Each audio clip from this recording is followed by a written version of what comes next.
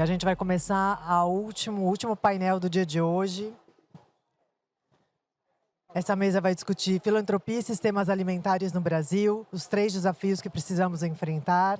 Essa foi uma das mesas propostas por associados GIF.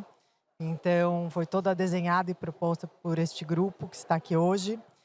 E a gente vai ter nessa mesa participando a Yara Ronick, que é diretora de programas do Instituto Birapitanga, socióloga da USP e mestre em demografia pela Unicamp, foi gerente de conhecimento do GIF e é consultora da Secretaria-Geral da Presidência da República. Bem-vinda, Yara. Ao lado dela, o Gustavo Lobo, que atua na agenda de política agrícola, em especial crédito e seguro rural, doutor no programa de pós-graduação em economia aplicada da Exalc e atua na Agroícone desde 2020. Obrigada, Gustavo. Estamos aqui também com o Marcelo Leal. Ele é engenheiro agrônomo, especialista em economia política, faz parte da Coordenação Nacional do Movimento dos Pequenos Agricultores, lidera a articulação da Missão José de Castro, uma iniciativa colaborativa composta por 12 organizações do campo e da cidade, com o objetivo de mobilizar mais de 1 milhão de famílias para impulsionar a transição ecológica dos sistemas alimentares. Obrigada, Marcelo. Ao seu lado, Ricardo Abramovay, é professor sênior do Instituto de Estudos Avançados e Instituto de Energia e Ambiente da Universidade de São Paulo e pesquisador da Cátedra Josué de Castro da Faculdade de Saúde Pública da USP. Ao lado, a Ruth Costa, professora do Instituto de Alimentação e Nutrição do Programa de Pós-Graduação em Educação e Ciências e Saúde da UFRJ e também líder do grupo de pesquisa Culinafro e membro do Núcleo de Estudos Afro-Brasileiros Indígena Clarissa Gomes da Silva. Obrigada, Ruth. E, por fim, o Michel Oliveira, que é dedicado à transformação de sistemas alimentares através da filantropia agrícola por meio da agricultura regenerativa. Ele já atuou na Fundação Ellen MacArthur, Social Gastronomy Movement e Natura. E atualmente é Senior Program Manager da Pórticos para a América Latina. Obrigada, eu vou passar a palavra para o Michel. Oi, gente, tudo bem? É Mike, tá? Vocês me conhecem como... Tá tudo certo, é comum. Boa tarde, esse aqui é o último painel do dia, espero que seja muito proveitoso para vocês. Como ela disse, eu sou o Mike, eu trabalho na Pórticos com a agenda de agricultura regenerativa e com a agenda de justiça climática. Esse painel aqui hoje, ele é muito especial para a gente, porque é a primeira vez que a gente aborda o tema de sistemas alimentares no GIF. Então, oficialmente, entrar na agenda esse tema é um grande avanço, tanto para a filantropia quanto para quem está propondo o painel em si. Então, a gente está muito feliz com esse dia e muito feliz também de vocês estarem aqui prestigiando a gente. Então, obrigado pela presença. Eu queria destacar, né, que esse tema aqui, como eu disse, a gente tem que celebrar por estar aqui, por ter esse tema. Esse tema ele é fruto de um grupo. Existe um grupo de cerca de 20 filantropias hoje que se reúnem para tratar apenas de sistemas alimentares. Tá? Eu vou ler o nome de todas aqui para não esquecer de ninguém.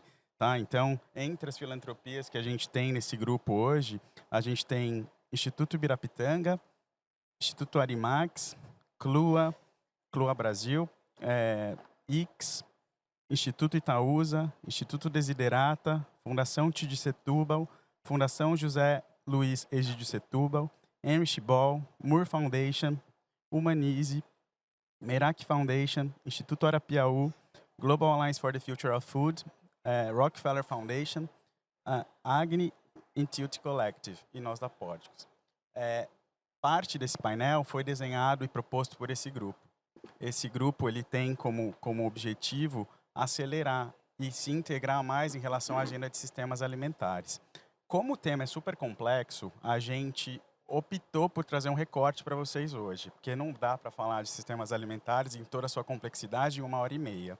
Então, a gente pensou em abordar o tema das monotonias, muito pautado pelos conceitos que o professor Ricardo vai trazer para a gente. Tá? A divisão do painel hoje ela consiste basicamente em 15 minutos para cada palestrante, então a gente vai ter primeiro uma introdução do professor Ricardo Abramovay sobre as monotonias, depois a gente tem 15 minutos com o Marcelo, com a Ruth, e com o Gustavo, para a gente tratar especificamente de cada monotonia. E, na sequência, a gente vai conseguir abrir para perguntas, tá? Então, já vai aparecer um QR Code aqui para vocês podem mandar as perguntas que eu vou monitorar por aqui. Beleza? Então, bem-vindos e bem-vindas. Professor, por favor, agora a gente vai ter aquele 15 minutinhos com a sua aula, que é sempre uma delícia ouvir. Obrigado, Mike. E é um prazer estar aqui, muito obrigado pelo convite, é um prazer estar aqui com pessoas cujo trabalho eu admiro tanto. A ex-ministra do Meio Ambiente, Isabela Teixeira, numa entrevista ontem no Valor Econômico, disse que fez uma afirmação que para mim parece muito importante. No meio da entrevista ela disse: a natureza tem que ser vista como um ator político.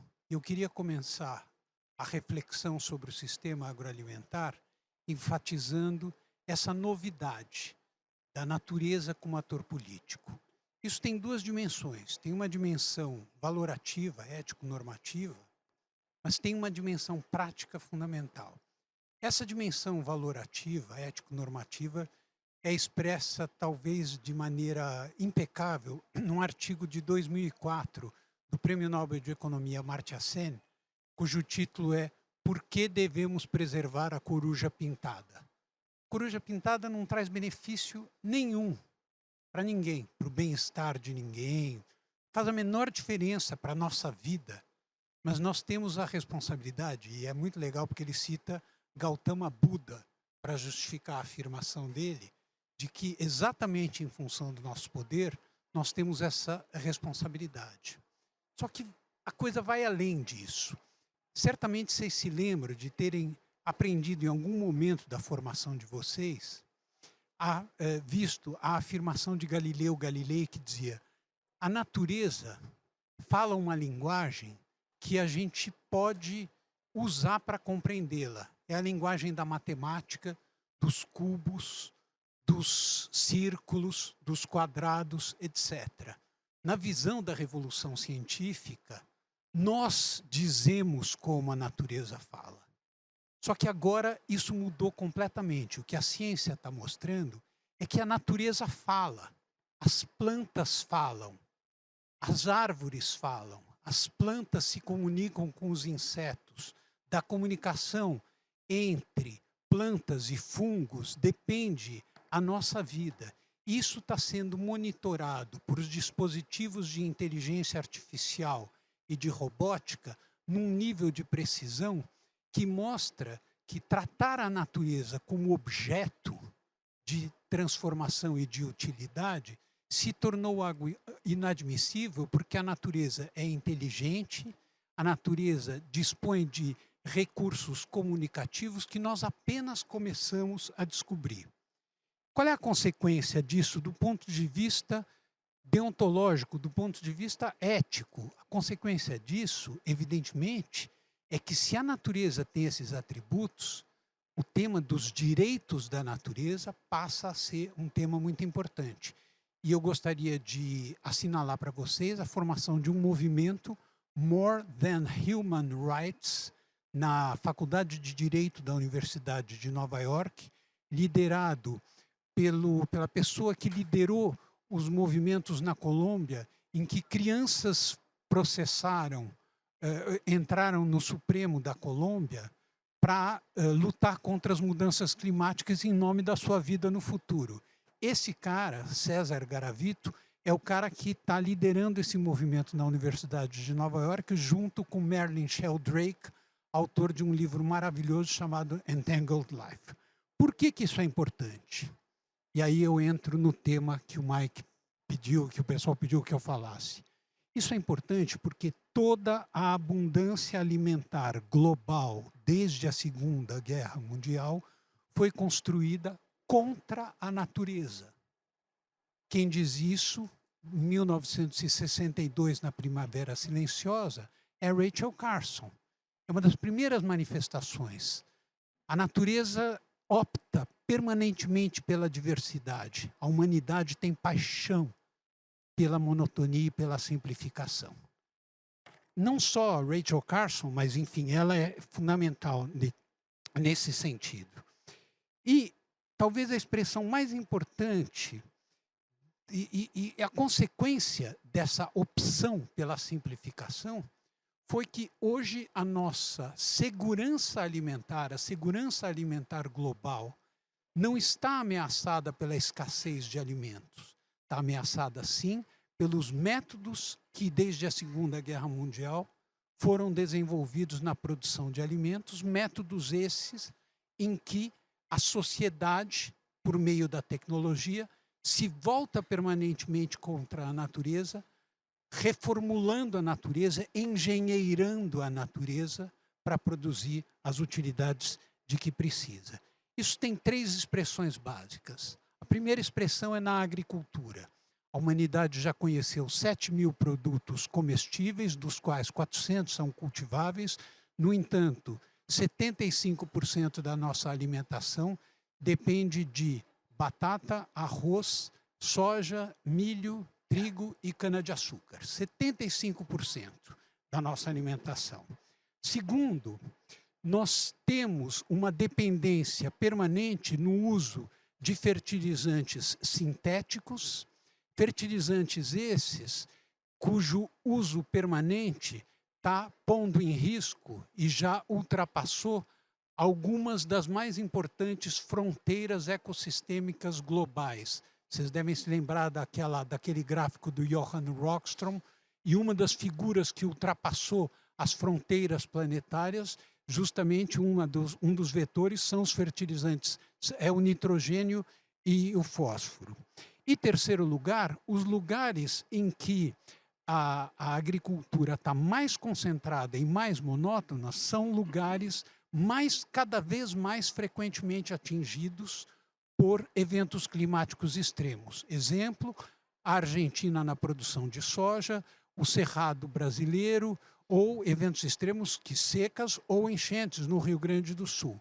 O resultado é extremamente preocupante, porque no caso brasileiro, exatamente pelo esgotamento cada vez mais nítido da produção de soja no Cerrado, essa é uma das razões fundamentais pelas quais está sendo posta em questão a moratória da soja, que era uma combinação, digamos assim, vamos devastar o Cerrado, mas na Amazônia não, e agora esse negócio, mesmo do ponto de vista de muitas tradings, diz, não, agora chega porque no Cerrado não dá mais, então vamos para áreas desmatadas da Amazônia. A segunda monotonia é a monotonia da produção animal. E aí vem uma característica fundamental da agricultura moderna e contemporânea, né, sobretudo depois da Segunda Guerra Mundial, que é a separação radical entre animais e as fontes de sua alimentação. Essa é uma das características mais importantes do sistema agroalimentar global. O sistema agroalimentar global é um sistema voltado totalmente à produção de proteínas, onde se rompe com a interação historicamente fundamental entre animais, plantas, solos, micro-organismos, fungos, insetos, etc. Não há expressão melhor dessa ruptura, que é tão ameaçadora para nós todos, que o fato de as produções concentracionárias de suínos da China serem inteiramente dependentes das exportações de soja de países que se encontram do outro lado do mundo. Quer dizer, a base da agricultura, que deveria ser a interação entre animais, plantas, solos, micro-organismos, essa base se rompe. Essa é uma característica central. Esses animais são animais que tendem a ser de raças homogêneas, e o resultado disso é que as criações concentracionárias são focos permanentes de doenças que só não se propagam pelo uso em larga escala de remédios antimicrobianos. 70% dos antibióticos que a humanidade produz são voltados ao consumo de animais. O Brasil é o segundo consumidor mundial de antibióticos para animais, muito atrás da China, mas impressionante, à frente dos Estados Unidos. Portanto, e isso num contexto, e esse é o terceiro ponto da monotonia, em que a alimentação humana depois da Segunda Guerra Mundial foi se tornando cada vez mais dependente de produtos ultraprocessados. O que são produtos ultraprocessados? A recomendação de Michael Pollan é: se você tiver um produto na sua frente que a sua avó não reconheça como alimento, não coma, esse é um produto ultraprocessado. Se você estiver diante de um produto em cuja composição tem um nome que você não consegue pronunciar, não coma, esse é um produto ultraprocessado. Pois bem, 70% do consumo calórico dos norte-americanos vem de produtos ultraprocessados. Os produtos ultraprocessados são o mais importante vetor da pandemia global de obesidade. Nos Estados Unidos, 40% da população, ou seja, mais de 120 milhões de pessoas, são obesas, que padecem da doença da obesidade mórbida. Não é estar levemente acima do peso, é obesidade mórbida. 40% da população. No México, esse fenômeno também é muito importante. No Brasil, nós estamos muito abaixo disso, felizmente, graças ao feijão com arroz e, muito provavelmente, graças ao restaurante por quilo, que, em vez do fast food, a gente come ao menos uma saladinha, etc. Enfim, mas os ultraprocessados também no Brasil estão avançando muito. E, além dos ultraprocessados, uma característica que a gente não leva em consideração no consumo brasileiro e no consumo global é o consumo excessivo de proteínas animais e de carnes. O mundo vive o mito da ameaça da escassez de proteínas animais. Isso é uma mistificação. A humanidade consome muito mais proteínas animais do que precisa. Claro, na África subsaariana esse consumo é baixo, mas ele não é baixo por falta de proteína. Ele é baixo porque as pessoas têm fome, porque não têm como adquirir alimento. Mas dizer que o sistema alimentar tem que se organizar para oferecer mais proteínas significa escamotear uma questão chave, que é a necessidade de diversificar o sistema alimentar. Eu tinha elaborado, Mike, eu acho que eu vou fazer isso agora, acho que a consequência disso, para a filantropia, se traduz... Eu vou ter tempo de falar 7 propostas, digamos assim, para a filantropia.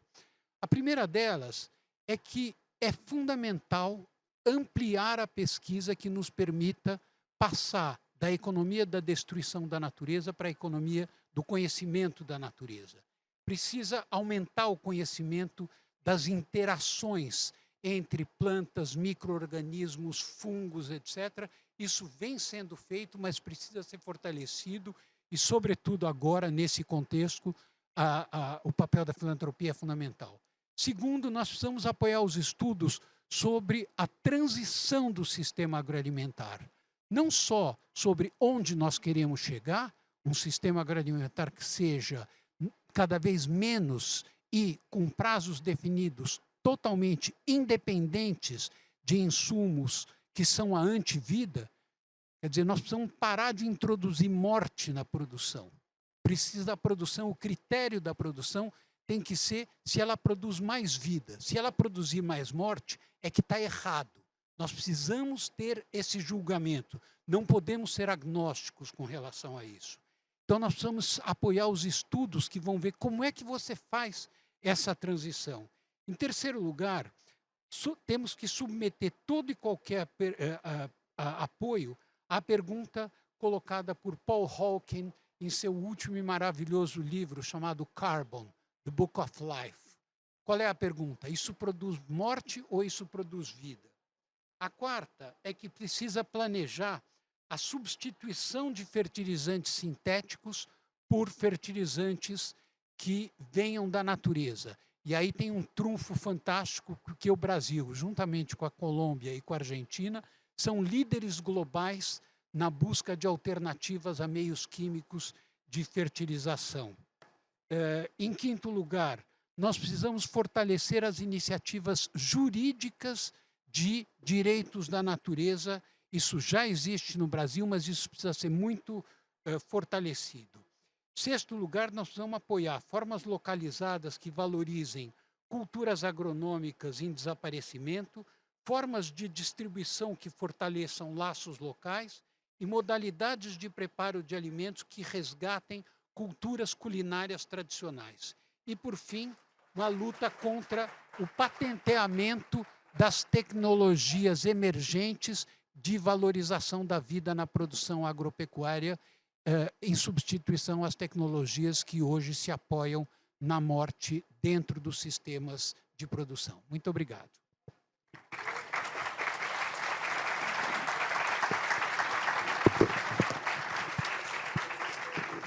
Muito obrigada, Ricardo. Bom, como vocês viram, a gente tem 2 mediadores nessa mesa. É um prazer estar aqui e obrigada a todos que vieram aqui para escutar a gente. Bom, é sempre uma aula, professor Ricardo, então a gente agradece essa oportunidade.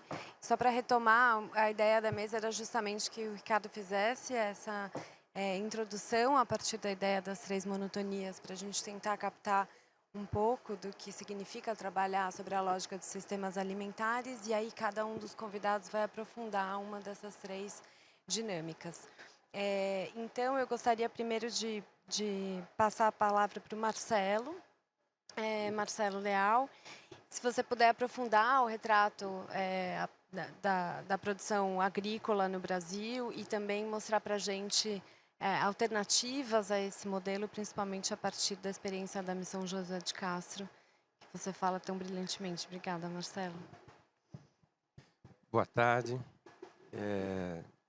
Dizer da satisfação de estar aqui. O movimento é muito recente, a experiência do MPA com a filantropia, inclusive começou com Ibirapitanga, de 4 anos para cá, depois aprofundou um pouco com IX, agora Pórticos. E dizer que essa interação, esse intercâmbio com esse mundo da filantropia tem agregado muito para a nossa organização. Inclusive nesse espaço que eu pude conhecer um dos meus mestres que eu sempre estudei e li, Ricardo Abramovay. Eu vou trazer para a discussão esse aporte que a gente tem construído nesse espaço que nós estamos chamando Missão José de Castro, que será o último bloco que eu vou apresentar para vocês, como essa iniciativa coletiva em nível nacional, que envolve aí um conjunto de organizações. A FAO define os sistemas alimentares como um sistema que pega desde da semente, da produção, do processamento, da logística, e passa pela distribuição, o ambiente institucional e o impacto ambiental na saúde, e, enfim, esse sistema, né, como eles chamam, alimentar. Eu considero, primeiro eu gosto muito sempre que a gente vai tratar algo e coloca junto o conceito de sistema, porque eu acho que traz a dimensão do desafio. Mas esse ainda é um conceito muito genérico, a gente tem que ir contextualizando ele para o Brasil. Então, antes da gente chegar no Brasil, eu quero colocar que, no nosso entendimento, 2 grandes vetores vão moldar completamente o sistema alimentar global. Né? O primeiro são as mudanças climáticas e o segundo, isso que nós estamos chamando de transição do poder global. Esses 2 fatores, há vários outros, mas eles vão definir como a gente come, as cadeias de valor, se leva em consideração ou não o tema das mudanças climáticas, surgimento de, inclusive, como a gente se veste, como transporta o alimento. Então, do ponto de vista global, a nosso ver, esses 2 grandes elementos vão moldar nas próximas décadas isso que a gente chama de sistema alimentar global. No Brasil, eu assisti a primeira palestra, chamava Abigail, né? Ela disse, a gente tem que começar a falar de quem joga as crianças nos rios. Então, eu vou começar falando também de quem joga as crianças nos rios. Né? Nós temos um sistema alimentar global que ele é caracterizado muito forte, por todo o seu histórico, pelas commodities. Foi o pau-brasil, foi o café, foi o açúcar, né? A soja, enfim, todas as cadeias de proteína. Essa forma de fazer agricultura sempre foi voltada para fora. Né? e não necessariamente olhando as necessidades básicas do povo brasileiro. Então, essa é uma primeira característica, ao meu ver, do sistema alimentar no Brasil. O segundo, eu não posso deixar de dizer, que é uma grande concentração de terra. E também não posso deixar de dizer que a histórica, primeira e mais urgente reforma agrária a fazer é demarcar as terras indígenas e os territórios dos povos tradicionais, quilombolas, as comunidades campesinas tradicionais de todo o Brasil. Essa é a grande reforma agrária que a gente deveria fazer nesse momento, né? O segundo é que, principalmente, o terceiro elemento do sistema alimentar brasileiro é de que, principalmente a partir da década de 90, foram destruídos, solapados os instrumentos de Estado, de governança do sistema alimentar. Então, agora a gente está vivendo uma situação de inflação de alimentos, virou piada, né? Ovo, café, itens de luxo. E no supermercado, né? Esses dias eu comprei um azeite, um café. Ele falou, só faltou levar o ovo, assim, né? Para ser uma cesta básica de luxo. Eu fiquei olhando, foi como isso se populariza, como vira o debate, né? E não há instrumentos de Estado hoje, instrumentos robustos, para fazer uma governança, não intervir em termos de mercado, etc., mas para fazer uma governança para conter esses fenômenos, como a gente está passando agora, que aumenta a fome, que aumenta a desigualdade, tá? E uma quarta característica os desertos, são os desertos alimentares. O Ricardo comentou isso. Esses tempos eu falava com a Teresa Campelo, e ela dizia, né, tem um estudo que mostra que muitas vezes o consumo de ultraprocessado não se dá apenas pela falta de renda, mas porque não se tem acesso. E o papel da cultura, por isso que eu gosto muito da palavra agricultura, o papel da cultura na resiliência, na resistência na América Latina à indústria alimentar. Então, o caso do Brasil, o caso da Colômbia, onde a indústria alimentar ainda não ultrapassou os 20% do mercado. E se a gente pega Estados Unidos, esse dado, 60%, 70%, né, da alimentação vem desses elementos ultraprocessados, tá? Então, esse sistema alimentar, vamos chamar assim, hegemônico no Brasil, ele está desenhando uma trajetória que eu digo que é uma espécie de triângulo, né, que é uma estratégia de triângulo para o sistema alimentar brasileiro e mundial.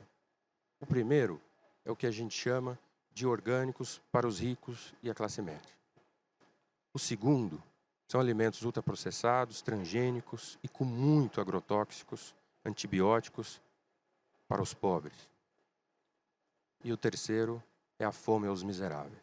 Esse é o sistema alimentar, né, que está desenhado pelas condições da produção monopolizada ou oligopolizada do sistema alimentar brasileiro. Passando por isso, a gente vem buscando uma iniciativa, para não ficar, como dizia o Paulo Freire, só na denúncia, tá? Que seja alternativa, mas uma alternativa estratégica que promova isso que a gente chama da transição ecológica de sistemas alimentares. Aí nós chegamos nisso que nós chamamos da Missão Josué de Castro. É uma ideia que surgiu em 2022. O MPA, desde o seu nascedouro, discute soberania alimentar, faz parte da Via Campesina. A Via Campesina está em 83, 84 países no mundo. É o maior movimento camponês né, em nível internacional. E sempre teve como grande tema a soberania alimentar. Eu tenho até dito nos espaços da Via Campesina que o termo soberania lembra muito a um nacionalismo, né, que às vezes não está muito pertinente, muito adequado para o momento, e que a gente tem que incorporar novos elementos como a inovação, né, que não basta ter só as capacidades produtivas, né. E eu acho que a missão ela vem responder um pouco isso.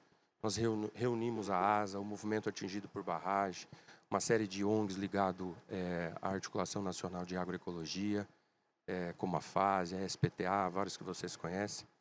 Também trouxemos o Movimento dos Trabalhadores Sem Teto, os metalúrgicos, a Federação Única dos Petroleiros. E a primeira ideia nossa era um gesto de humildade, de que nenhuma organização seria capaz de resolver ou de propor soluções a partir de si para esse tema da transição do sistema alimentar. e que esses projetos territoriais teriam que contar com essas capacidades urbanas, populares e da agricultura familiar camponesa, indígena, a PIB também está. Tá? Então era um gesto de construção coletiva. É assim que surge a missão Josué de Castro. E ela alinha esses conceitos de sistemas alimentares, coloca o debate também dos objetivos do desenvolvimento sustentável, a partir de um livro que eu estava lendo teu, da infraestrutura do desenvolvimento da Amazônia, e traz lá um bolo, né? Depois eu fui atrás do autor, e coloca a biosfera, a sociedade e a economia servindo à sociedade e a sociedade redimensionando, se reconectando com a natureza, regenerando a natureza. Tá? Então, e o sistema alimentar como um dos objetivos centrais para se alcançar todos os demais objetivos do desenvolvimento sustentável. Tá? E a ideia de missão. Alguns perguntam, mas é religioso? O nosso movimento tem bastante relação com a igreja, com a teologia da libertação. Aliás, habemos Papa, né? E foi eleito agora há pouco. Não sabia, né? A CN estava em polvorosa. É da linha franciscana. Quem foi o Papa? É um americano, franciscano, uma linha razoável, pelo que nos disseram, de continuidade. Tá? Então nós estamos felizes, estamos comemorando. Nossa base tem uma relação histórica com a teologia da libertação, muito católico, tem evangélicos também, mas acho que 80% é católica.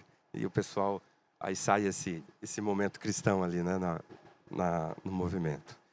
E aí fizemos esse alinhamento com o conceito de missão que vem da Mariana Mazzucato, que fala de desafios sistêmicos, de soluções sistêmicas e de que precisa uma relação orgânica, democrática, entre o Estado e a sociedade civil. Então, a missão Josué de Castro ela é dirigida por essas organizações, por esse consórcio de organizações, mas ela também se propõe a dialogar com o Estado e a reformular um novo patamar de políticas públicas para fazer a transição de sistemas alimentares. Também está a Fiocruz, enfim, tem um conjunto aí de organizações, inclusive já do Estado, na missão Josué de Castro. Né? E ela bebe nessas trajetórias potentes, como a ASA, que transformou uma tecnologia social num grande componente de mobilização. Então, a missão ela tem um grande componente de mobilização. Né? Bebe nessa trajetória do programa camponês que nós construímos no Rio Grande do Sul, que acelerou a transição agroecológica para 15 mil famílias em 1 ano e meio. Ou seja, quais eram as experiências de escala que a gente poderia trazer para dentro da missão Josué de Castro e colocar a serviço para a gente agora se colocar como um grande impulsionador da transição de sistemas alimentares no Brasil.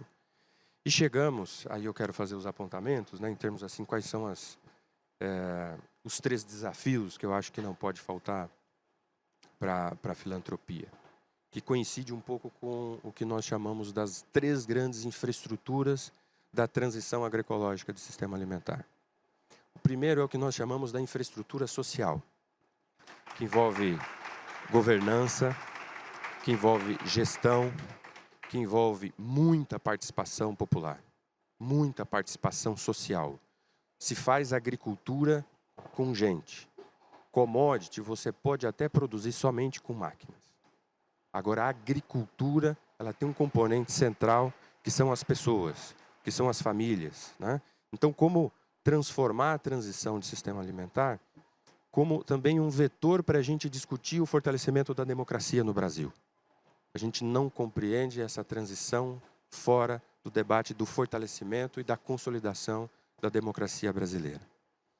A terceira, o segundo componente, é o que nós estamos chamando mesmo do componente ecológico, da infraestrutura ecológica, né? Que é a restauração, fazer o tema dos bioinsumos, das sementes varietais, híbridas, não transgênicas, para a produção agroecológica, né? Criar ecossistemas territoriais de inovação. Nós discutimos há pouco, um agricultor familiar, ele não internaliza a tecnologia como uma grande fazenda, que só olha os indicadores de rentabilidade. Ele tem que ser coprodutor também dessa tecnologia, para ele poder incorporar ao seu repertório biocultural, naquele território. Senão a tecnologia não fica acoplada ao seu sistema biocultural de produção. Isso é o que nós estamos chamando de agricultura, né? E restaurar e fortalecer essa infraestrutura ecológica. E a terceira infraestrutura é construir o que nós estamos chamando da infraestrutura econômica em si, que envolve a agroindústria, o processamento, a logística, a distribuição, os equipamentos de acesso, e colocar as tecnologias sociais também nos sistemas de distribuição. A gente aprendeu, vocês devem estar acompanhando, as cozinhas solidárias são verdadeiras tecnologias sociais, onde as mulheres e os jovens são protagonistas, onde se faz trabalho de educação com as crianças, de cultura, de arte, de esporte, nesses espaços, nos morros, nas favelas, né? Então, toda essa infraestrutura ela é permeada sempre por processo de participação e com tecnologias sociais. E a gente vê no sistema alimentar brasileiro uma espécie de pedra angular para a gente tocar em muitos temas, como a fome, a perda de biodiversidade, né? As desigualdades brutais que há em nosso país, a saúde e o desenvolvimento econômico, né? Porque ali tem também a participação, né, das pessoas, das mulheres, das comunidades quilombolas, né, das comunidades campesinas, dos agricultores familiares. Então, a missão Josué de Castro, ela enxerga no sistema alimentar como esse vetor de promover a participação popular e social para fortalecer a democracia, formar uma nova classe de consciência cidadã, vocacionado a lutar por direitos, por diversidade e por mais e mais democracia. É isso.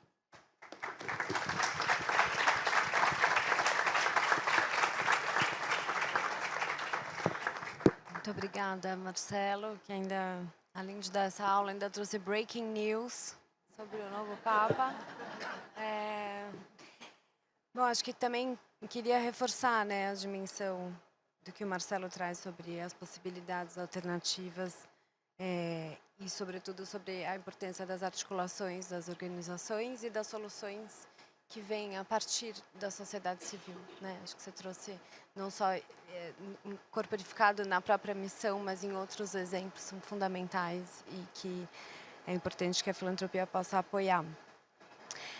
Antes de passar a palavra para a Ruth, eu queria agradecer a presença da Vivi, do Marcelo e do Marcos. Vivi da Arimax, Marcelo do Itaúsa e Marcos da Tilt. Não sei se tem mais alguém aqui que está na plateia que faz parte do grupo, mas para que vocês também reconheçam que essa mesa ela é uma produção de fato coletiva, com todos esses atores. Ruth, acho que como ficou bastante reforçado na fala tanto do Ricardo quanto do Marcelo, só retrazendo, né, o dado de que 15 produtos ou espécies respondem por 90% da alimentação humana e 4 deles, arroz, soja, milho e trigo, por cerca de 60% do total que é consumido no mundo. E boa parte desses produtos são justamente a base dos ultraprocessados, que são um dos vetores responsáveis pela pandemia global de obesidades e doenças crônicas que estão matando a população mundial.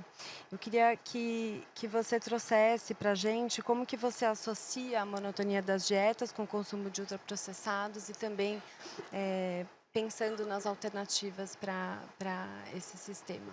Obrigada. Boa tarde, é um prazer estar aqui nessa mesa, que é um encontro, um espaço de aprendizado e troca. Agradeço pelo convite, pela escuta de todos que vieram nos prestigiar. Eu estou implicada com o lugar social da onde eu falo e com a responsabilidade e o compromisso na luta... Não está ouvindo? Porque uma pessoa fez sinal aqui. Na luta contra o racismo alimentar. E é desse lugar que eu vou falar.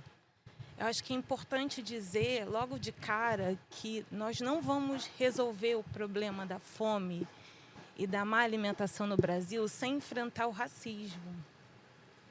Como pode uma sociedade como a nossa, né, que viveu 4 séculos de escravização, de colonização, e que segue vivendo a colonialidade em muitas esferas da vida, do saber, do poder, não refletir sobre o racismo enquanto um sistema de poder que orienta, inclusive, a alimentação.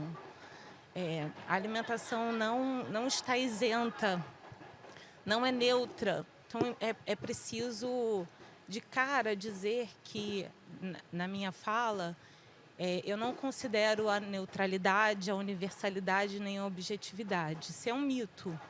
Então, eu preciso falar do lugar que nos toca enquanto população. E não somente como pessoa negra, entendendo as injustiças e as desigualdades que nos atingem diretamente, a questão da insegurança alimentar, das injustiças climáticas, mas como população branca também que está implicada no racismo a partir da construção sistemática de vantagens.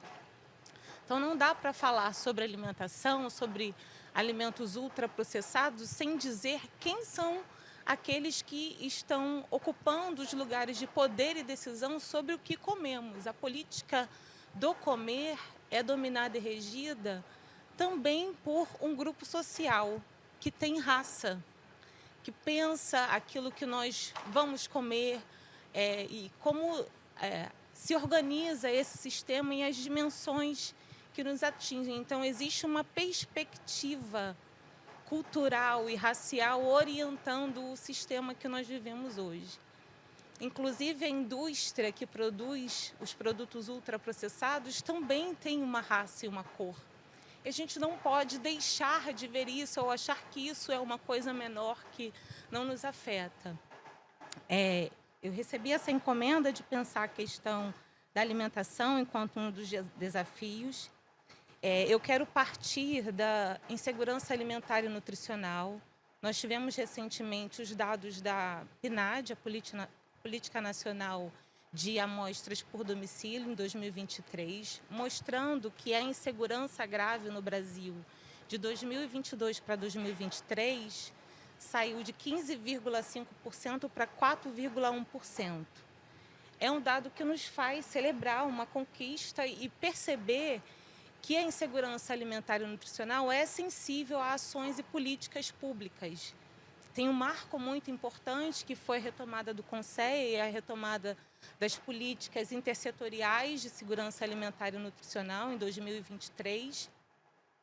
E a gente percebe nos dados, desde a POF 2017, antes da pandemia de 2019, os inquéritos da Rede Pensão 2020, 2022 e agora a PNAD contínua 2023, que as políticas públicas de segurança alimentar e nutricional causam impacto na segurança alimentar da população brasileira.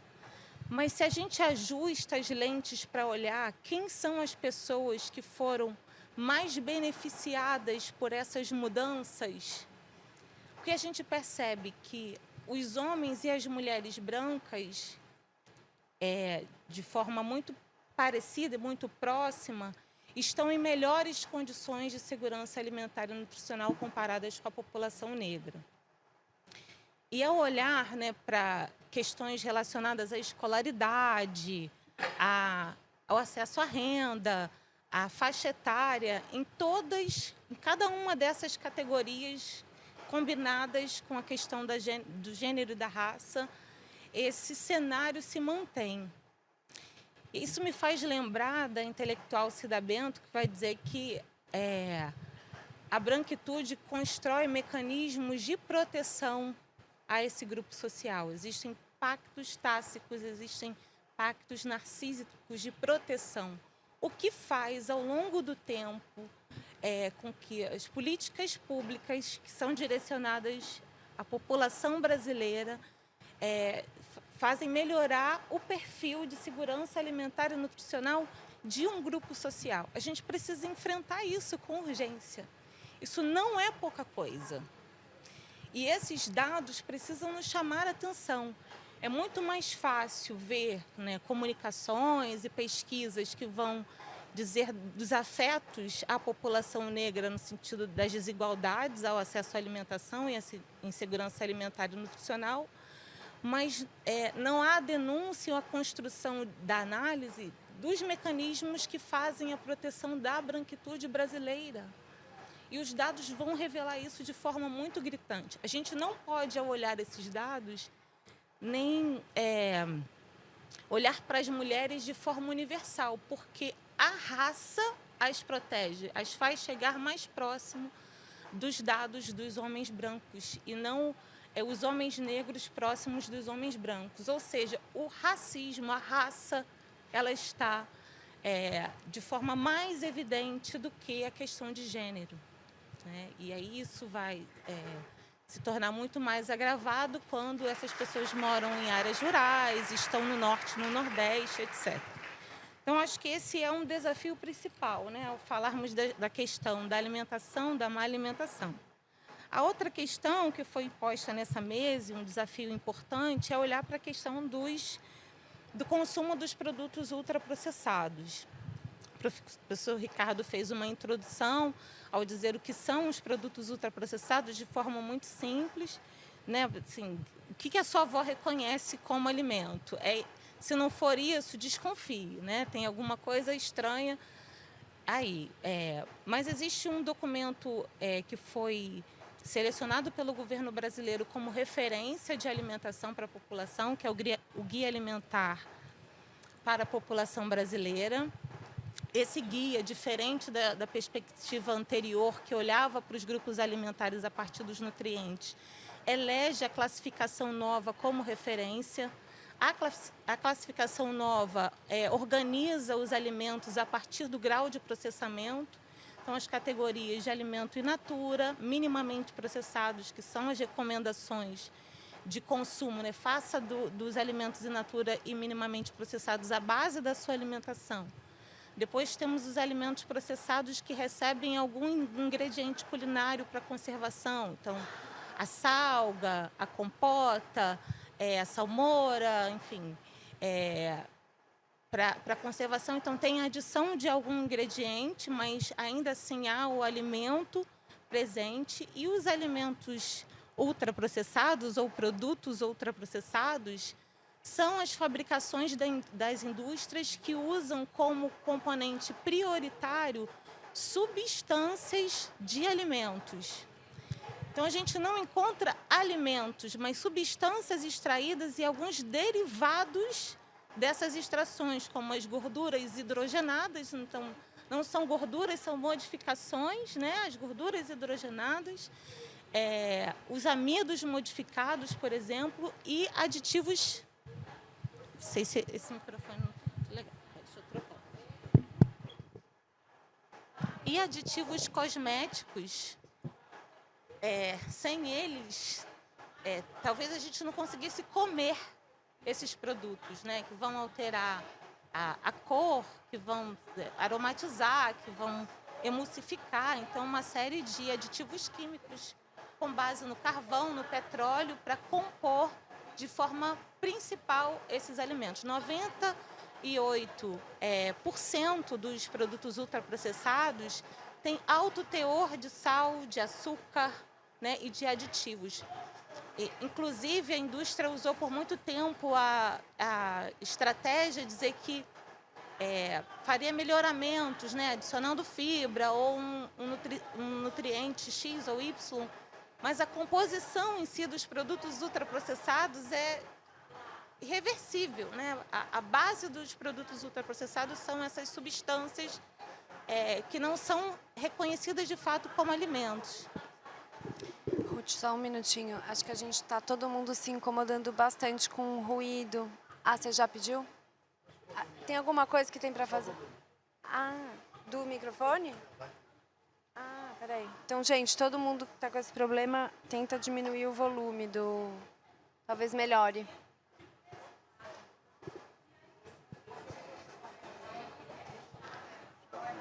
Não melhora. Parece um martelo batendo, Mas eu te peço para continuar, porque acho que eu diminuí e não aconteceu nada, mas acho que eles estão tentando resolver. É o meu microfone? Trocar? Acabou de trocar o microfone. Eu estou escutando a outra pessoa aqui no meu microfone. Adriana, você tem alguma solução? A gente segue?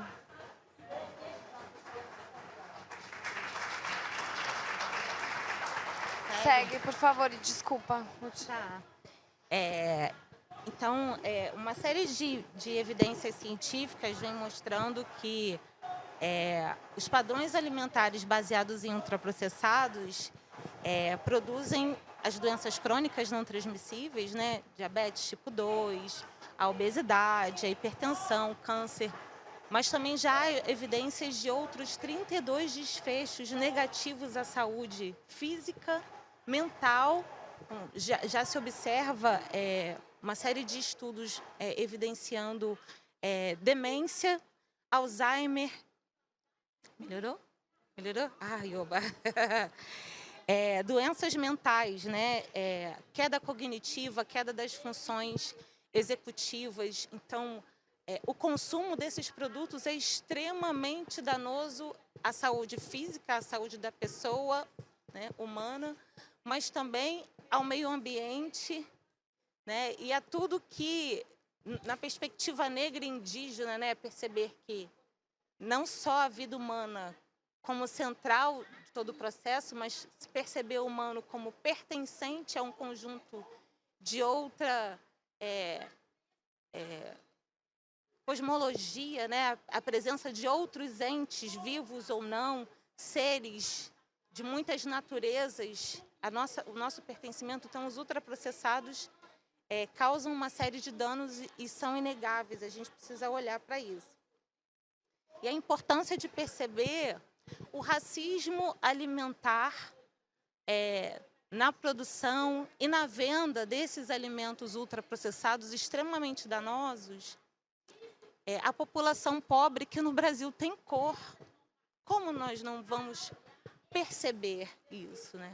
A fragilização que os alimentos ultraprocessados causam na cultura alimentar, né? A cultura alimentar negra, a cultura alimentar indígena, porque o professor citou os restaurantes, né, de autosserviço, fazendo aí uma brincadeira, né, que a gente pode comer salada.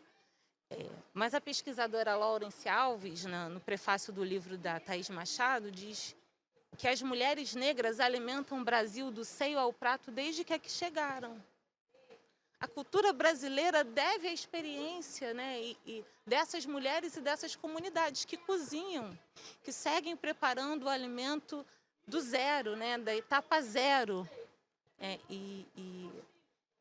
Há impactos desses padrões baseados em produtos ultraprocessados na cultura alimentar, que tem uma série de agravos, né, da relação com a comida, do preparo, do passar de geração em geração, saberes que são milenares, né, os saberes e as tecnologias ancestrais, que fundamentam as culturas alimentares negras e indígenas, que o guia alimentar, infelizmente, não traz a evidência como deveria trazer para essa contribuição da população negra e indígena brasileira à preservação da vida, né, e da alimentação saudável, é extremamente fragilizada. Porque quem são aqueles que não vão ter a opção de comprar o alimento in natura, que não vão ter acesso, né, pela questão do deserto alimentar, mas eu diria pelo apartheid alimentar, porque a divisão territorial nesse país também está marcada pela questão racial. Então, de todos os cantos, para onde quer que a gente olhe e observe, o racismo é uma chaga, uma ferida que a gente precisa resolver. Não há como resolver a questão da fome e da má alimentação no Brasil se nós não nos responsabilizarmos com o reconhecimento e a reparação. Isso é urgente, já passou da hora de nós resolvermos essa questão. Então, em todas as esferas, né, das monotonias alimentares que nós trouxemos aqui para debater, a questão do racismo no Brasil é central. Não há como fugir dessa chaga, dessa ferida social. Seja você branco, seja você negro. Isso nos atravessa e nos afeta de muitas maneiras.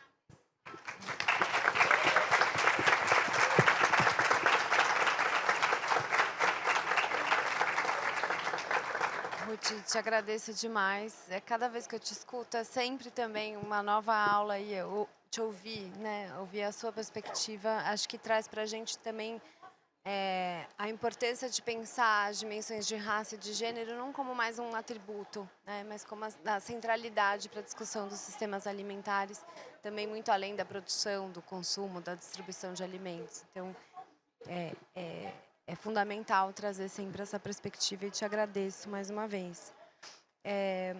A gente está aqui falando de monotonia, das dietas, da produção e a carne, a produção animal é também um dos elementos-chave para pensar essas questões hoje.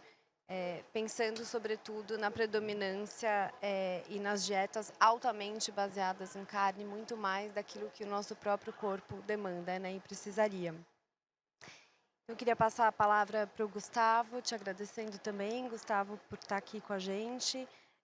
E se você puder trazer uma perspectiva do que é hoje a pecuária, a produção pecuária no Brasil, trazendo especialmente as implicações do ponto de vista de impacto no meio ambiente e também nas desigualdades, trazendo aí o fio que a Ruth acabou de trazer para a gente. Obrigada. Perfeito, Yara. Obrigado pelo convite, obrigado, pessoal, pelo espaço, pelo tempo de vocês.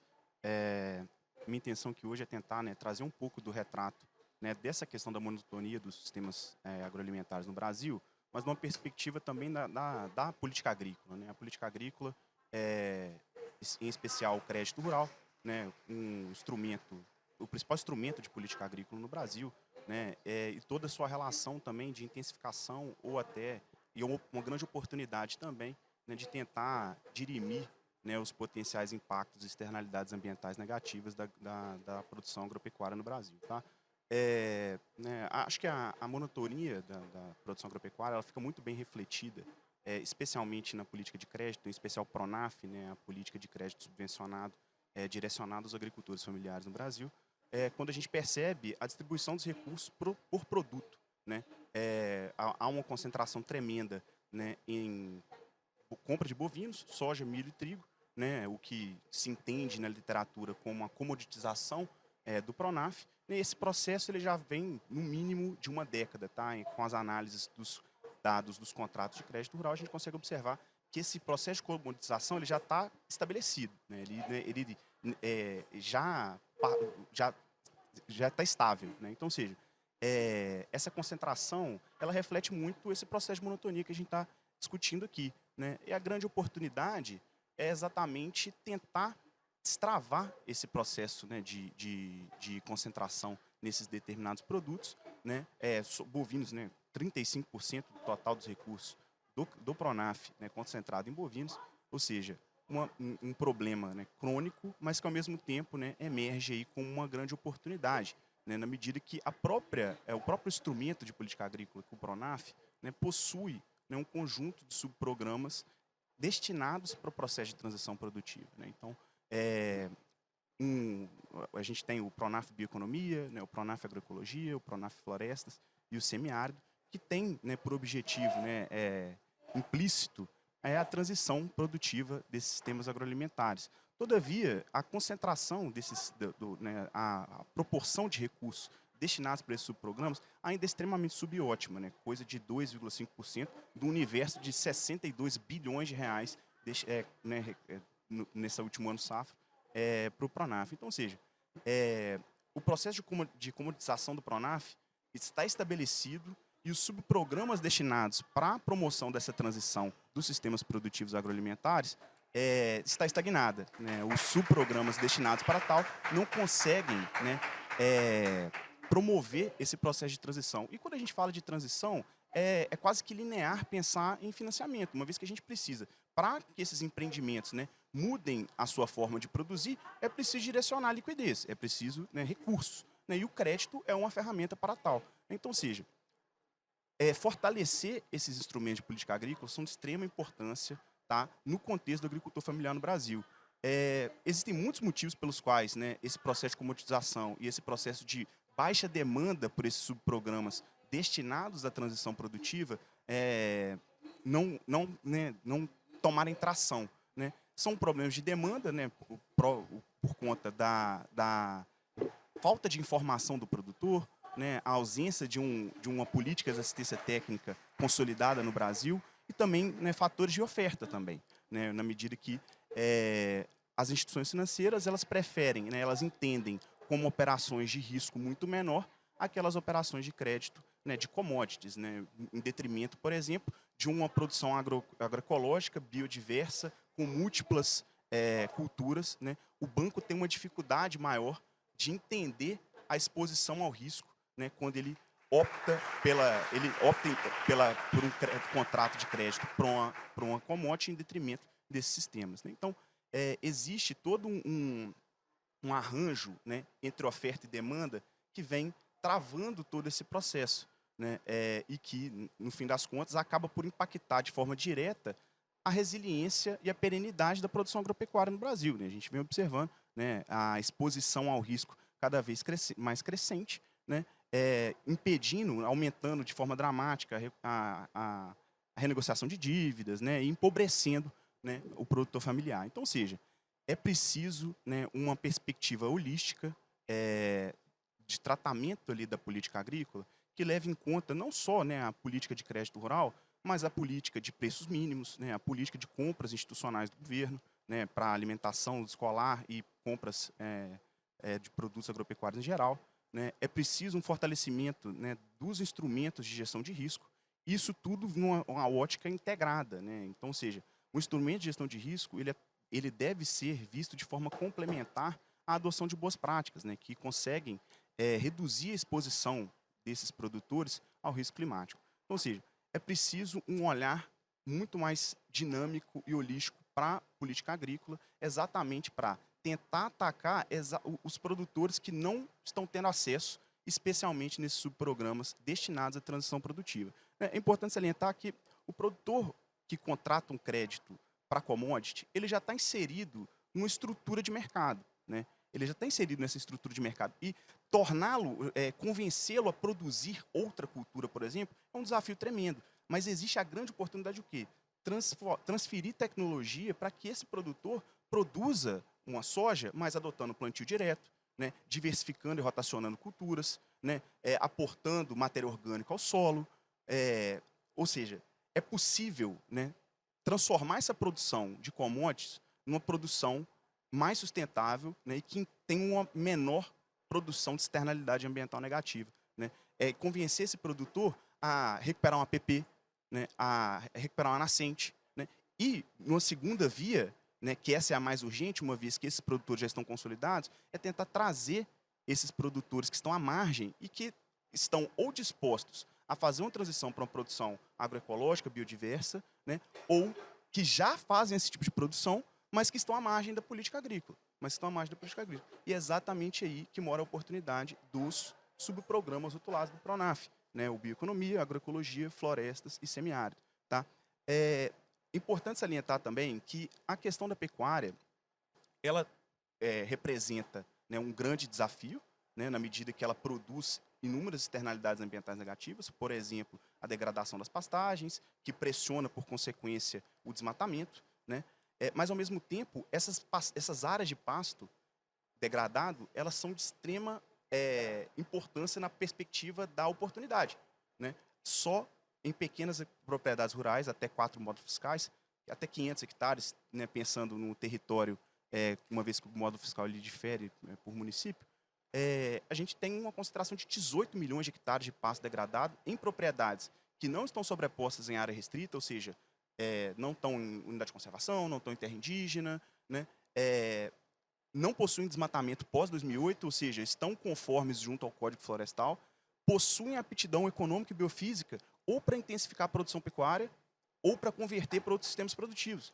Ou seja, a gente tem um conjunto de produtores de imóveis rurais que totalizam 18 milhões de hectares, cerca de 1 milhão de imóveis rurais, que poderiam, já num curtíssimo prazo, dar um retorno, né, uma vez estruturada, uma intervenção, né, que poderia ganhar escala, porque a gente está falando de 18 milhões de hectares e 1 milhão de imóveis rurais.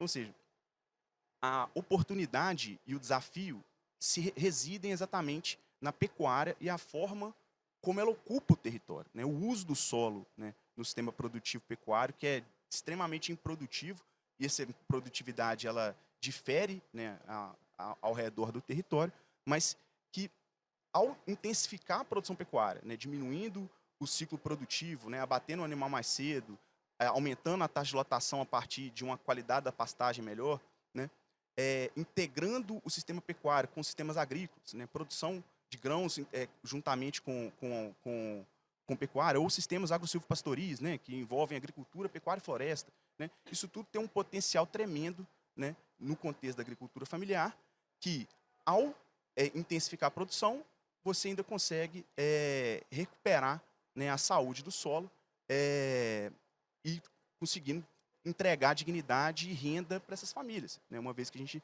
está falando de produtores, pessoas. Né. Então, ou seja, a questão das pastagens ela é central. Tá? O governo, inclusive, né, para esse ciclo, definiu como mote, né, para a agropecuária sustentável no Brasil a questão das pastagens, né, no Programa Nacional de Recuperação e Conversão de Pastagens Degradadas para Sistemas Agrícolas Sustentáveis. Então, ou seja, é prioritário para o governo, né, a questão da intensificação produtiva a partir da recuperação dessas áreas de pasto, né, mas é preciso uma integração, né, dos entes federativos, né, e, ao mesmo tempo, de quem exerce a agricultura ou apoia a agricultura de forma local, né, uma vez que é preciso uma grande integração, uma visão holística, né, desse processo como um todo.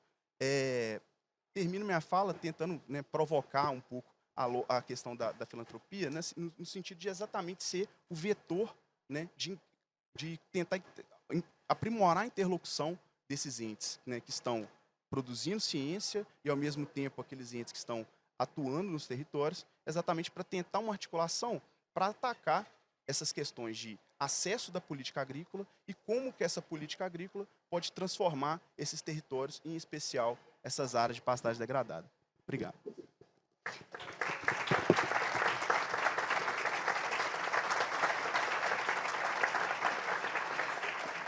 Super obrigada, Gustavo. Acho que é super importante você trazer a dimensão também sobre a transição e como financiar a transição, pensando na agricultura familiar, que acho que tem um complemento importante em relação às dimensões que o Ricardo trouxe sobre o sistema hegemônico em larga escala. Super obrigada. Bom, agora eu passo a mediação para o Mike, que vai apresentar as perguntas do público, as perguntas de vocês. E aí depois volta para mim para a gente fazer um encerramento. Não, quer dizer, todo mundo responde, evidentemente, as perguntas. E aí no final a gente faz o encerramento. Bom, obrigado pelas perguntas. Chegaram várias aqui, tá? Eu não vou conseguir, infelizmente a gente não vai conseguir responder a todas, então eu tentei agrupar elas por temas similares aqui, tá? Vou fazer uma pergunta primeiro para o Marcelo. Chegou uma direcionada para você, assim, ó. Pá. A primeira, Marcelo, se você vê a produção de alimentos alimentos ultraprocessados como uma forma velada de retirar o homem do campo. Vou pedir para você responder e depois eu volto.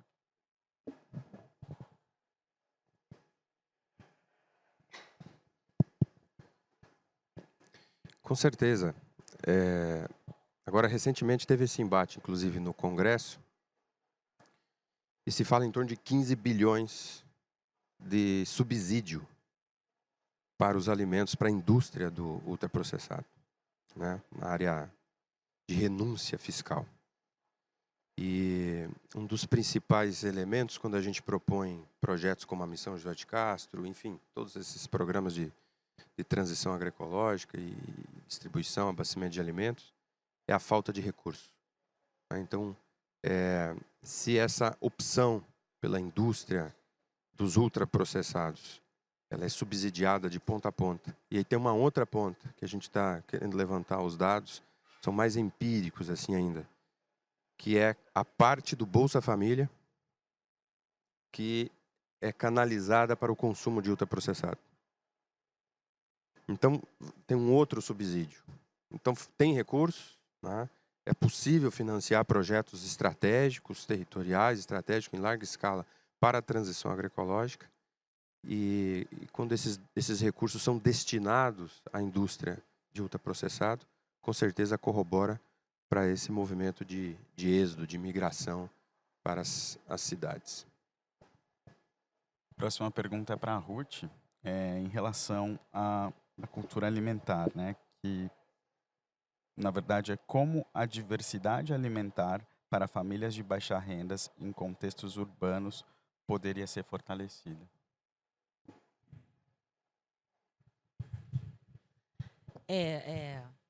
Acho que é importante construir possibilidades de acesso a alimentos saudáveis, né?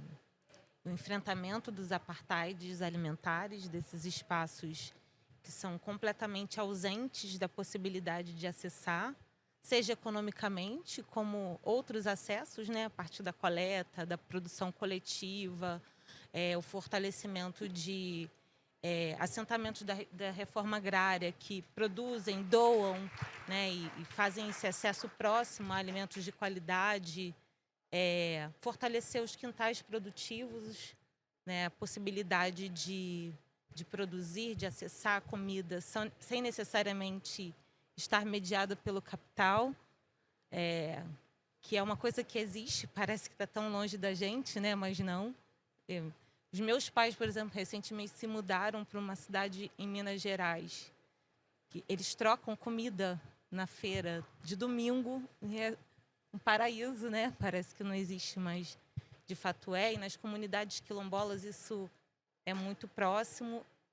Fortalecer políticas que possam regular, né, os ultraprocessados, o marketing, porque tem um investimento pesado financeiro dessas indústrias para que esses produtos cheguem até as famílias de baixa renda, fortalecer os programas de assistência social, né, Bolsa Família, os programas de acesso ao alimento, como a alimentação escolar, né? A nossa população negra e pobre precisa das políticas públicas, muito mais do que uma superação individual de um sistema que foi produzido para essa coletividade, né? O racismo, ele produz ausência e desigualdades para a coletividade. Então, o Estado, a filantropia, precisa se organizar coletivamente para que esses grupos sejam fortalecidos no acesso a essa alimentação de qualidade. Então, o programa de alimentação escolar também é uma das formas, né, de fortalecer o acesso a esse alimento para as crianças, mas também o fortalecimento da agricultura familiar, né, que tem prioridade os quilombolas, os indígenas, os grupos organizados por mulheres. Então, há muitas possibilidades, né? E eu acho que, principalmente nos territórios, ouvir as pessoas, né? Ouvir quais são as dinâmicas, né? O que faz sentido para quem está nesses territórios, né? O que é mais importante. E não esquecer também da questão da água. Não adianta fomentar, né, o acesso ao alimento in natura e minimamente processado se as pessoas não têm água para lavar esses alimentos, para cozinhar, né, água para beber. E essa é uma grande questão também, né, não só a insegurança alimentar, mas a insegurança hídrica. Obrigado. Professor Ricardo, chegou uma pergunta aqui sobre agroflorestas, agricultura regenerativa e transição para uma agricultura de baixo carbono, relacionada às monotonias e à transformação dos sistemas alimentares. O senhor poderia comentar um pouco sobre a importância dessa transição? Eu acho que o que o Gustavo falou, o que o Marcelo falou, de certa forma também o que a Ruth falou sobre as culturas culinárias, mostram que nós, quando se trata do sistema agroalimentar, as possibilidades que particularmente o Brasil tem de avançar na transição são imensas. Se você perguntar o sistema de mobilidade, entende? Você vai substituir carro a gasolina por carro elétrico? Putz, as cidades vão continuar entupidas. Se você pensar no sistema energético, você está há 30 anos trabalhando em energias renováveis, a matriz energética continua 80% Você pensar na construção civil, também dificílimo. Agora, quando se trata do sistema agroalimentar, o Brasil em particular e a Embrapa, dentro da Embrapa, tem soluções que estão nas prateleiras, que as pessoas conhecem pouco. Um trabalho que tem que ser feito, está começando a ser feito, é recuperar toda essa, né, esse capital de conhecimento. Então, na pecuária bovina, por exemplo, a pecuária bovina é sistematicamente diabolizada pelo movimento ambiental, porque carne vermelha faz mal, porque carne vermelha, de fato, carne vermelha é muito emissora de gases de efeito estufa, que carne vermelha faz mal, isso é uma bobagem. Comida em excesso, evidentemente, faz mal, mas por si só. E deixa-se de lado a questão muito séria da produção de aves e suínos. Mas no que se refere à pecuária bovina, o Brasil tem soluções tecnológicas de baixa intensidade na introdução de leguminosas nas pastagens, na introdução de plantios arbóreos nas pastagens, coisas que, e na melhoria genética, coisas que aumentam a produtividade, reduzem a necessidade diária e que já estão em funcionamento. Então, isso precisa ser estimulado e pode ser estimulado. As políticas públicas são insuficientemente agressivas nesse sentido e a filantropia tem um papel muito importante nessa direção. E o que o Gustavo falou sobre esse tema na agricultura familiar é muito importante e muito, enfim, é muito promissor. Obrigado, professor. E a última pergunta aqui é para o Gustavo. Gustavo, chegaram muitas perguntas em relação ao grande agro, né? E como ele está revendo as práticas dele para essa transição. Você que tem trabalhado com essa frente, tem trabalhado bastante com a agroindústria de larga escala, você vê que as práticas realmente estão sendo seguidas ou está seguindo mais por um caminho de greenwashing? Acho que existe um cenário positivo, na medida que, igual o professor Ricardo Bromovai comentou, um leque muito extenso de alternativas, né, de sistemas produtivos, né, que acabam por otimizar a produção e reduzir o impacto ambiental, né. Isso, no contexto do agricultor familiar, ainda é um desafio, exatamente por conta do vazio de assistência técnica, né, mas também existem aí, existe um caminho virtuoso nesse sentido. Tá? Sim, o problema do greenwashing ele existe, né. A complexidade de se avaliar e monitorar, né, esses empreendimentos que atestam por serem sustentáveis, né, é muito grande, né? Mas, ao mesmo tempo, a tecnologia de monitoramento e de referenciamento vem auxiliando muito nesse processo. Tá? Então, assim, de forma geral, eu acho que a agricultura comercial ela vem adotando parte do pacote tecnológico, né, que, inclusive, né, revolucionou a agricultura, né, no Brasil, né, a agricultura, a fronteira agrícola, né, ela evoluiu nesse sentido. Então, né, foi possível produzir no Cerrado exatamente por conta de desenvolvimento tecnológico, né, e a adoção desses sistemas, né, por parte do produtor. Mas, ao mesmo tempo, ainda existe um caminho extenso ainda a ser percorrido. Tá? Obrigado, Gustavo. Agora eu passo para a Yara finalizar. Obrigada, Mike.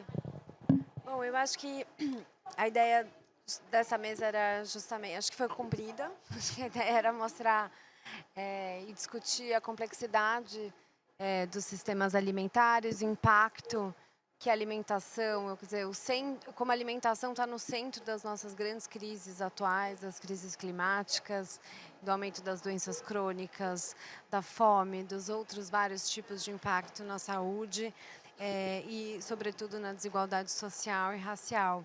Eu acho que a perspectiva que a gente queria trazer aqui num seminário, num congresso sobre filantropia, da complexidade, de fato, do que significa trabalhar com sistemas, além da centralidade, da complexidade do que significa trabalhar com sistemas alimentares, pensando que todas essas dimensões que a gente pôde trazer aqui a partir de todas essas falas, elas não são só coexistentes, mas elas se interagem e se reforçam o tempo todo. E o que a gente pode fazer pode ir tanto numa direção de construção, de fato, de um ambiente mais saudável, quanto de acelerar a deteriorização das condições de vida no planeta. Os sistemas alimentares têm essa potência, essa capacidade, né, do ponto de vista da transformação. Então, acho que o que a gente queria, de fato, trazer a perspectiva, não só dessa complexidade, mas da importância que a filantropia pode ter, se conseguir trabalhar de forma integrada, se conseguir articular diferentes estratégias, né, como o próprio apoio às organizações da sociedade civil, que deve ser central nesse caso, isso fica evidente também, de fazer processos de articulação institucional, de fomentar a produção de conhecimento de ponta, acho que o professor Ricardo também foi trazendo quais são esses nós, né, do ponto de vista de produção de conhecimento fundamentais para a transformação dos sistemas alimentares, além de, evidentemente, incidência nas políticas públicas que a gente já tem um conjunto bastante robusto e referência internacional, né? Quando a Ruth, por exemplo, traz o Guia Alimentar, ele é adotado em mais de 8 países no mundo, ou a política PNAE, Política de Alimentação Escolar Brasileira, também é uma referência muito forte para muitos países. E acho que isso, evidentemente, vai muito além de financiar apenas, né? A gente está falando aqui de uma construção de uma agenda. Essa mesa, Mike, ela não tinha existido antes, porque também a noção de sistemas alimentares, ela nem existia como léxico, né, no próprio campo. Então, quando a gente está falando sobre a interação entre esses vários campos, a gente está falando também da recriação, da criação de uma agenda, né? Se trata disso, e a filantropia é capaz de criar agendas, a gente sabe disso, né? A gente vê isso todos os dias aqui, como, por exemplo, né, nesse próprio congresso. Bom, então, acho que era isso, e também acho que uma dimensão que o Marcelo trouxe, eu queria reforçar, que tudo isso que a gente está falando, a interligação de todas essas dimensões, reforçam, evidentemente, a própria democracia, né? E é sobre isso que a gente está falando. Então, não vamos separar.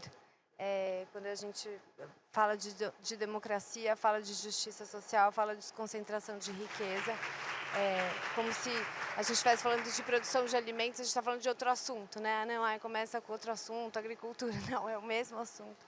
E é isso que a gente tem que enfrentar de forma conjunta, que acho que esse grupo de financiadores está esboçando, tentando e convidando vocês também para participar desse movimento. Eu quero agradecer imensamente a Ruth, o Ricardo, o Marcelo, o Gustavo, o Mike pela nossa parceria já de tantos anos. A gente já é parte do mesmo time. E principalmente vocês que estiveram aqui escutando, trazendo as perguntas e que vocês possam reverberar também essas mensagens por aí. E ao GIF, muito obrigada.